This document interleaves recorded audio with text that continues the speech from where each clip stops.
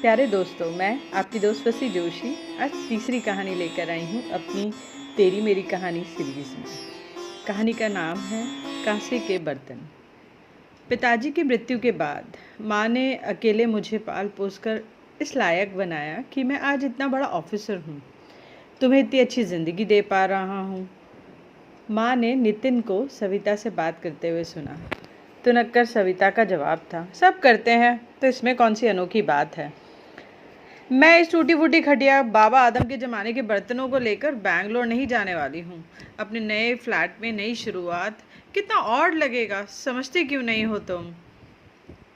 माँ ने जब ये सारी बातें सुनी तो अगले दिन कबाड़ी वाले को बुलाकर वो टूटी फूटी खटिया और बर्तन जो कुछ भी था सब कुछ बेच दिया। सविता बड़ी खुश थी, चलो सांप भी मर गया और लाठी भी नहीं टूटी। बेंगलोर की चकाचौंध लाइफ, पार्टी, स्टेटस, किटीज में सविता मशगूल थी। अब की बार जो किटी पार्टी थी वो किसी ऐसे होटल में रखी गई थी जो कि बहुत यूनिक था। सविता एक्साइटेड थी उधर जाने के लिए। पता है वहाँ यूनिक क्या था? वहाँ पर सब कुछ एंटीक था। कांसे के बर्तन, कलरफुल पेंटिंग, चारपाई पे सिटिंग अरेंजमेंट, हांडी और बहुत सुंदर पीतल की एक राधा कृष्णा की मूर्ति जो कि कोने में खड़ी खड़ी मुस्कुराती रहती थी। सविता ने नितिन से वापस लौटते ही कहा, सुनो कल पता है ना संडे है, शॉपिंग के लिए जाना है। भला नितिन कैसे मना कर सकता था। अगले दिन नितिन ने माँ को भी साथ चलने के लिए कहा, माँ बहुत दिनों से घर से बाहर नहीं निकली हो, चलो तैयार हो जाओ, ज़रा घूम आते हैं। माँ, सविता, नितिन एक एंटीक एम्पोरियम पहुँचे जो बहुत खूबसूरत ट्रेडिशनल एंटीक चीज़ों से भरा हुआ था।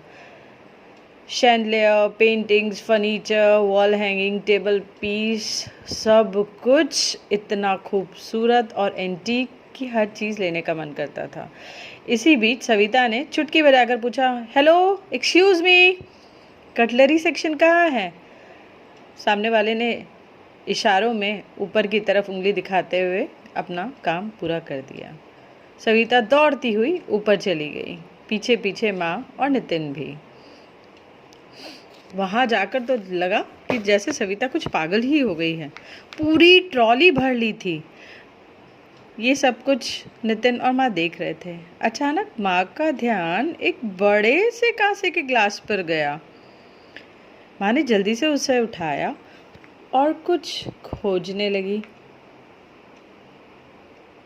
उसे देख नितिन के पास आई। उसके ऊपर नाम गुदा हुआ था, प्रिय बेटे नितिन के पहले जन्मदिन पर भेंट, और तारीख भी। उस पर उंगली फिराई और आंसू भरी आंखों से नितिन की तरफ देखा।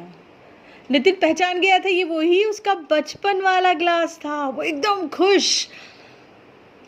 शॉपिंग करते करते अचानक सविता वहाँ आई। बोले लगी, दिस इज़ वेरी इंटरेस्टिंग। बाप रे, 2000 रुपये का, इतना महंगा। पर चलो एक तो लिया ही जा सकता है। लेकर जैसे ही उसने अपने हाथ में ग्लास को लिया तो उसे कुछ खुदा हुआ सा नज़र आया। उसने पढ़ने की कोशिश की और नज़रें नीचे ही रह गई।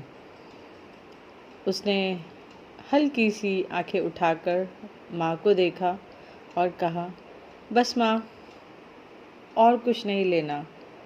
वही ट्रॉली छोड़कर माँ के गले लगकर वो तीनों वहाँ से खुशी खुशी चले गए।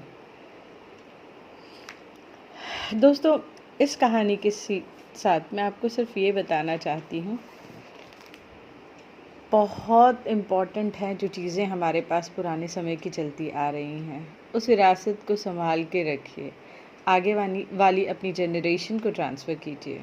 उसमें जो मज़ा है ना, वो आज के मेलामाइन डिनर सेट्स में बिल्कुल भी नहीं है। ये कहानी थी मेरी फ्रेंड मंजरी की। आगे मैं आपके साथ और भी कहानियाँ शेयर करूँगी।